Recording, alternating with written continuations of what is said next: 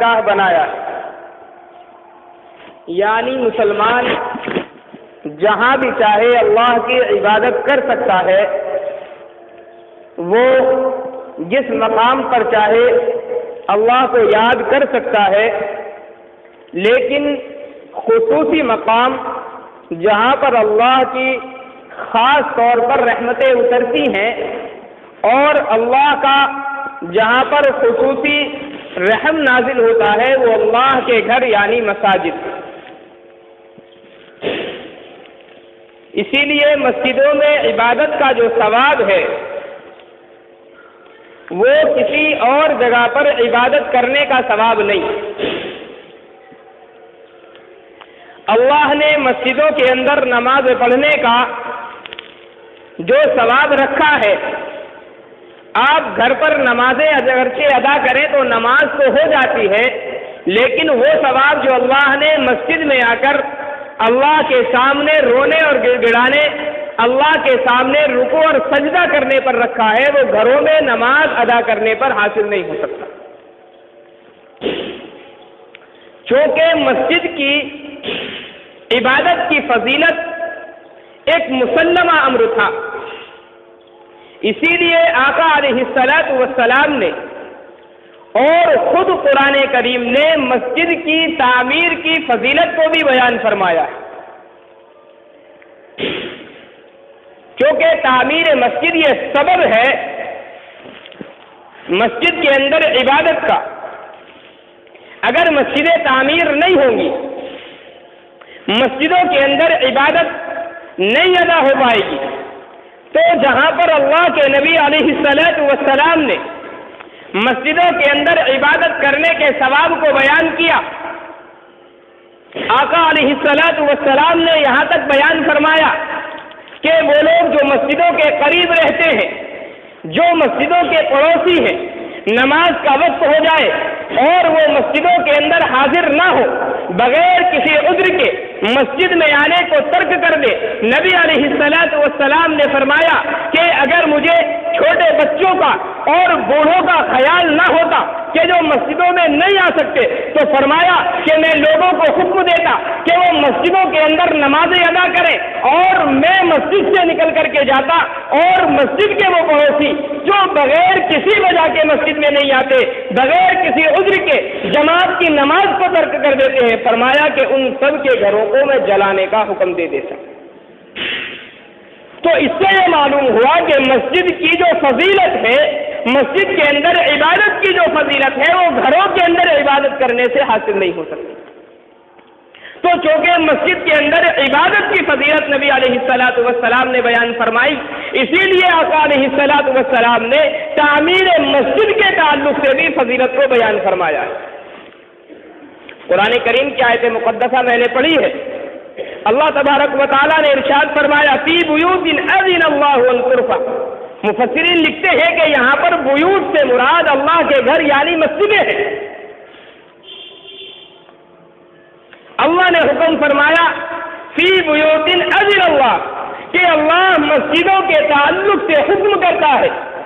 مسجدوں کے تعلق سے اللہ فیصلہ فرماتا ہے، ان ترفع، مسجدوں کو بلند کیا جائے۔ مفسرین لکھتے ہیں یہاں پر دونوں چیزیں مراد ہیں۔ ایک تو یہ ہے کہ مسجد کو اللہ کے ذکر سے، اللہ کی یاد سے، اللہ کی عبادت سے بلند کیا جائے، اور دوسری چیز مفسرین لکھتے ہیں کہ اس آیت مبارکہ سے مسجد کو عالی شان بنانا، مسجد کے منارے تعمیر کرنا، مسجد کے گنبد تعمیر کرنا، یہ بھی اس آیت مبارکہ سے ثابت ہوتا ہے۔ اس سے معلوم یہ ہوا کہ جہاں پر مسجد کی عمارتیں بنانے کا ثواب ہے، مسجد کے منار بنانے کا، مسجد کے گنبد بنانے کا، یا مسجد کے اندر اور ضروری چیزوں کو تعمیر کرنے کا بھی وہی حکم ہے۔ آقا علیہ الصلاۃ والسلام کی چند احادیث مبارکہ بس اس موضوع پر عرض کرنی ہے۔ مختلف احادیث آقا علیہ الصلاۃ والسلام سے اس موضوع پر مروی ہے۔ مسند احمد کے اندر بہت ساری روایتیں ہیں. حضرت ابن عمر رضی اللہ تعالیٰ عنہ سے مروی ہے، فرماتے ہیں حضرت ابن عمر رضی اللہ تعالیٰ عنہ کہ میں نے اپنے کانوں سے سنا ہے نبی علیہ الصلوۃ والسلام فرماتے تھے من بنا للہ مسجدا بنى اللہ لہ بیتا فی الجنہ. حضرت ابن عمر فرماتے ہیں کہ لوگوں میں نے اپنے کانوں سے سنا، یعنی یہ بات کسی کی سنی سنائی نہیں ہے، کسی اور نے مجھ سے بیان نہیں کی، بلکہ خود میرے کانوں نے نبی علیہ الصلوۃ والسلام کی زبان مبارک سے یہ سنا ہے کہ جو دنیا کے اندر اللہ کے لیے مسجدیں تعمیر کرتا ہے، جو دنیا میں اللہ کے گھر کی تعمیر میں حصہ لیتا ہے، بنى اللہ لہ بیتا فی الجنہ، اللہ اس کے لیے جنت میں ایک گھر بناتا ہے. اس حدیث میں ہم غور کریں، آقا علیہ الصلوۃ والسلام نے مطلقاً گھر کا تذکرہ فرمایا کہ اللہ گھر بناتا ہے. وہ گھر کیسا ہوگا، اس کی وسعت کیا ہوگی، اس کی کیفیت کیا ہوگی، وہ کس چیز کا بنایا جائے گا، اللہ کے نبی علیہ الصلوۃ والسلام نے اس حدیث مبارکہ کے اندر اس کا کوئی تذکرہ نہیں فرمایا. اس کے بعد ایک حدیث اور مسند احمد نے ذکر کی. حضرت عثمان رضی اللہ تعالیٰ عنہ، حضرت عثمان غنی رضی اللہ تعالیٰ عنہ فرماتے ہیں کہ میں نے آقا علیہ الصلوۃ والسلام کو فرماتے ہوئے سنا من بنا للہ مسجدا بنى اللہ مثلہ بیتا فی الجنہ. آقا علیہ الصلوۃ والسلام نے فرمایا جو دنیا کے اندر مسجدیں تعمیر کرتا ہے، دنیا میں مسجدیں تعمیر کرنے میں جو حصہ لیتا ہے، اللہ اسی کے جیسا جنت میں اس کے لیے مکان بناتا ہے، ایک محل بناتا ہے. اب حدیث کے اندر چونکہ مطلق بیان کیا گیا کہ جو آدمی مسجد بنائے، کچھ لوگوں کے ذہن میں یہ بات آ سکتی ہے کہ شاید حدیث مبارکہ میں پوری مسجد بنانے کا تذکرہ کیا گیا کہ جو آدمی پوری مسجد تعمیر کرتا ہے، شاید اللہ کے نبی نے اس کے لیے یہ حکم فرمایا ہے، اس کے لیے یہ ثواب بیان کیا گیا ہے کہ جو اکیلا آدمی مسجد کی تعمیر کرے، اکیلا آدمی اپنے خرچ سے مسجد بنائے، تو شاید اس کے لیے پورا گھر تعمیر کیا جاتا ہو، پورا محل تعمیر کیا جاتا ہو. مسند احمد نے اس کے بعد اور روایتیں ذکر کی، جس میں ایک روایت میں تذکرہ کیا گیا، اس کے اندر ایک تو محل کی کیفیت کو بیان کیا گیا کہ اس محل کے اندر، اس جنت کے اندر جو محل مسجد بنانے کے لیے تعمیر ہوگا وہ کیسا محل ہوگا، اس کی کیفیت کیا ہوگی، وہ کس چیز سے بنایا جائے گا. ہم مسجدیں تو یہاں پر اینٹ، پتھر، سیمنٹ، ریت، ان چیزوں سے بناتے ہیں. اب حضرت عثمان رضی اللہ تعالیٰ عنہ کی جو حدیث ہے کہ اللہ اسی کے جیسا گھر بنائے گا، تو کیا اللہ ہمارے جیسی اینٹ، ہمارے جیسا سیمنٹ یا ہمارے جیسا ریت اللہ اس کے لیے استعمال کرے گا؟ نہیں. مسند احمد نے روایت ذکر کی، آقا علیہ الصلوۃ والسلام نے فرمایا جو آدمی دنیا میں مسجد تعمیر کرتا ہے، آقا علیہ الصلوۃ والسلام نے اس کے بعد وضاحت فرمائی کہ یہ کوئی ضروری نہیں کہ پوری مسجد تعمیر کرے. فرمایا نبی علیہ الصلوۃ والسلام نے کوئی آدمی فاختہ، ایک چڑیا ہوتی ہے، بہت چھوٹی سی چڑیا ہوتی ہے، اب ظاہر بات ہے پرندہ چھوٹا ہے تو گھونسلہ بھی اس کا چھوٹا سا ہوگا. نبی علیہ الصلوۃ والسلام نے فرمایا کہ اگرچہ وہ آدمی فاختہ کے گھونسلے کے برابر مسجد تعمیر کرے،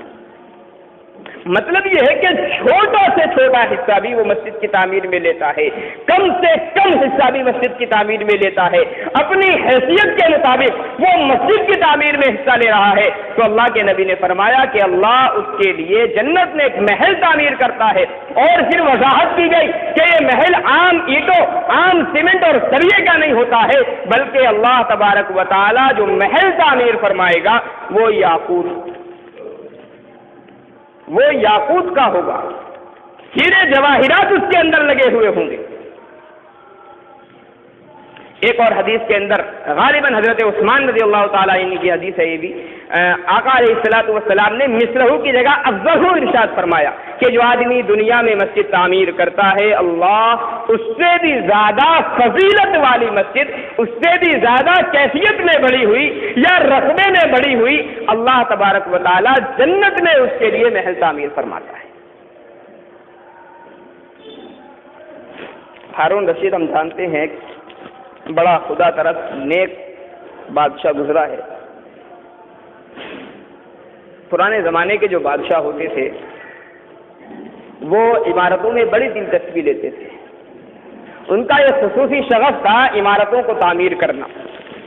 یہ چونکہ خدا طرف بھی تھا، نیک بھی تھا، اس نے ارادہ کیا کہ میں ایک مسجد تعمیر کروں گا۔ پورے بغداد کے اندر اس نے اعلان کرا دیا کہ میں یعنی ہارون رشید بادشاہ کی طرف سے بغداد کے اندر ایک بڑی مسجد تعمیر کی جائے گی، اور ساتھ میں یہ اعلان بھی کرایا کہ اس مسجد کا خرچ کسی سے نہیں لیا جائے گا، نہ میں شاہی خزانے سے اس کے خرچ کو پورا کروں گا، نہ کسی آدمی سے چندہ اس کا لیا جائے گا، بلکہ میں اپنے ذاتی خرچ سے اس مسجد کو تعمیر کروں گا۔ اب بادشاہ کی طرف سے اعلان ہے کہ کوئی چندہ نہ دے، بادشاہ کی طرف سے اعلان ہو گیا کوئی سرکاری پیسہ اس کے اندر خرچ نہ ہو، بلکہ صرف میرا ذاتی پیسہ خرچ ہوگا، تو ظاہر سی بات ہے کوئی آدمی مسجد میں پیسے کیوں دینے لگا؟ بغداد کے اندر ایک مزدور رہتا تھا جس کا دن بھر کا کام بیچارے کا مزدوری کرنا ہوتا تھا، وہ صبح سے شام تک مزدوری کرتا اور جو پیسے وغیرہ اس کو ملتے تھے وہ اپنے اہل و عیال کے خرچ میں لگا دیا کرتا تھا۔ جب اس نے ہارون رشید کا یہ اعلان سنا اور وہ بڑا پریشان مضطرب ہو گیا، کہنے لگا کیا اللہ کے گھر کی تعمیر کا حصہ بھی اب ہم سے چھین لیا جائے گا؟ اس نے اللہ سے دعا کی، اے اللہ میں تو تیرے گھر کی تعمیر میں حصہ لینا چاہتا ہوں، لیکن بادشاہ کی طرف سے ممانعت آ گئی، بادشاہ کی طرف سے منع کر دیا گیا، کسی کا چندہ قبول نہیں کیا جائے گا۔ اب اس نے یہ کیا، صبح سے شام تک اس بندے نے مزدوری کی، مزدوری کے جو پیسے اس کو حاصل ہوئے، اب ظاہر ہے کہ بادشاہ اگر تعمیر کر رہا ہو تو کس درجے کی وہ تعمیر رہی ہوگی، لیکن اس کی مزدوری کے جو بھی پیسے تھے یہ مارکیٹ میں لے کر کے گیا اور چند اینٹیں اس نے اپنے پیسوں کی خریدی۔ بادشاہ نے جہاں پر مٹیریل اس مسجد کا رکھا ہوا تھا، یہ رات کے اندھیرے میں چپکے سے وہاں پر گیا اور بادشاہ کی اینٹوں میں اپنی چند اینٹیں وہ ملا کر کے آ گیا، کسی کو خبر نہیں، بادشاہ کو بھی خبر نہیں، بادشاہ کے کارندوں کو خبر نہیں، مسجد بن کر کے تعمیر ہو گئی، کسی کو علم نہیں ہوا کیا ہے۔ اچانک ہارون رشید نے ایک خواب دیکھا، خواب اس نے دیکھا کہ وہ جنت کے اندر ٹہل رہا ہے۔ وہ ایک جگہ پر پہنچا، دیکھا کہ دو محل وہاں پر بنے ہوئے، ایک محل کے دروازے پر ہارون رشید کا نام لکھا ہوا ہے، دوسرے محل کے دروازے پر بغداد کے ایک مزدور کا نام لکھا ہوا ہے۔ یہ ٹہلتے ٹہلتے وہاں پر پہنچا اور اس نے دیکھا کہ بھائی میرا محل یہ تو ہے، اس کے اندر میں کبھی بھی داخل ہو سکتا ہوں، یہ اس مزدور کے محل کے اندر داخل ہونے لگا۔ اس محل کا جو دربان تھا، اس کا جو چپراسی تھا، اس نے اس کو روک دیا، کہا تم اس محل کے اندر داخل نہیں ہو سکتے۔ ہارون رشید کہنے لگا بھائی یہ تو میں اس پر نام لکھا ہوا دیکھ رہا ہوں، یہ بغداد کے کسی مزدور کا محل ہے اور میں جو کہ بادشاہ ہوں اس وقت کا، لہذا بغداد والوں پر بھی میری حکومت ہے، اور جب میری حکومت ہے تو میں اپنے کسی بھی رعایا کے گھر کے اندر داخل ہو سکتا ہوں، یہ میرا ذاتی حق ہے۔ چپراسی نے کہا میاں دنیا میں تمہارا حق رہا ہوگا، جنت میں کسی کے داخلے کا حق نہیں ہے، اللہ نے جس بندے کے لیے یہ محل بنایا بس وہی داخل ہو سکتا ہے، اس کے علاوہ کوئی داخل نہیں ہو۔ خیر کی آنکھ کھل گئی، اب یہ بڑا مضطرب پریشان تھا۔ ہارون رشید رات کی سوچ میں گم تھا کہ آخر یہ ماجرا کیا ہے کہ ایک طرف میں بادشاہ ہوں، میں نے اللہ کی راہ میں اتنے زیادہ پیسے خرچ کیے ہیں، اتنے زیادہ پیسے خرچ کیے ہیں جس کی انتہا نہیں ہے، جس کو بیان نہیں کیا جا سکتا۔ جو حضرات حج کرنے کے لیے جاتے ہیں وہ آج بھی دیکھتے ہوں گے کہ مکہ المکرمہ کے لیے کسی زمانے میں پانی کا کوئی انتظام نہیں ہوا کرتا تھا، میدان عرفات وغیرہ، میدان عرفات ہے، مینا مزدلفہ ہے، یہ وہ تمام جگہ تھی کہ پانی کا کوئی انتظام نہیں تھا، لوگ بڑے پریشان رہتے تھے۔ تو ہارون رشید کی بیوی نے یہ فیصلہ کیا کہ مجھے مکہ المکرمہ کے لیے پانی کا انتظام کرنا ہے، تو طائف سے لے کر کے مکہ المکرمہ تک اس نے ایک نہر کھدوائی۔ جب اس نے مستریوں کو وہاں پر بلایا تو چونکہ پورا پہاڑی علاقہ تھا، اس نے کہا کہ یہاں سے نہر نکالنی ہے اب انہوں نے زمین کا معائنہ کیا، جو لوگ کھودنے والے تھے انہوں نے کہا بادشاہ سلامت اگر آپ نہر کھدوانا چاہتے ہیں تو بہت زیادہ خرچ آئے گا جو آپ کے بس میں نہیں ہوگا۔ ہارون رشید تھا، اس کی بیوی تھی، کہنے لگے بھائی خرچ بتاؤ کیا آئے گا۔ انہوں نے کہا کہ ہم اس کی گارنٹی نہیں لیتے کہ کھدے گی کتنے دنوں میں، بس ایک کدال ہم ماریں گے اور 1 دینار لیں گے، صرف زمین پر ایک کدال مارنے کا 1 دینار ہے، اس سے کوئی پتھر اکھڑتا ہے یا نہیں اکھڑتا اس کی ہمیں کوئی گارنٹی نہیں ہے، 1 کدال مارنے پر 1 دینار۔ ہارون رشید کی بیوی کہنے لگی 1 کدال مارو گے 2 دینار میں تمہیں دوں گی، لیکن تمہیں یہاں سے نہر نکالنی ہے۔ آج بھی میرا جو حضرات حج کے لیے جاتے ہیں وہ دیکھتے ہوں گے کہ وہاں پر آج بھی نہر کے نشانات موجود ہیں۔ تو اتنا بڑا اللہ کی راہ میں خرچ کرنے والا یہ بندہ گزرا ہے۔ اس کی بیوی نے بھی کبھی ایک خواب دیکھا تھا، اس خواب کی وجہ سے اس نے خیر یہ نہر تعمیر کرائی تھی۔ بہرحال عرض یہ کرنا ہے کہ بادشاہ اپنے وقت کا نیک اور متقی، اور وہ اپنے محل کے برابر کسی مزدور کا محل دے کے تو ظاہر بات ہے پریشانی ہوگی۔ اب وہ بڑا مضطرب پریشان تھا، اس نے تلاش کرایا کہ بھئی فلاں نام کا بغداد میں کون آدمی ہے، میں اس سے ملنا چاہتا ہوں۔ لوگوں نے تلاش کیا، اس کو لا کر کے دیکھا تو بالکل مزدور غریب آدمی ہے جس کے بدن پر کپڑے بھی ڈھنگ سے نہیں ہیں۔ اس کو بادشاہ کے دربار میں پیش کیا گیا۔ ہارون رشید نے اس کو بلایا، کہا بھائی دیکھو میں نے رات ایسا ایسا خواب دیکھا ہے، اور میں نے جب سے خواب دیکھا میں پریشان ہوں، مجھے سمجھ میں نہیں آ رہا کہ تمہاری ایسی کون سی نیکی ہے کہ اللہ نے جنت میں میرے محل کے برابر تمہارا محل تعمیر کیا ہے۔ وہ مزدور کہنے لگا بادشاہ سلامت میری کیا اوقات ہے یا میری کیا ایسی نیکی ہو سکتی ہے؟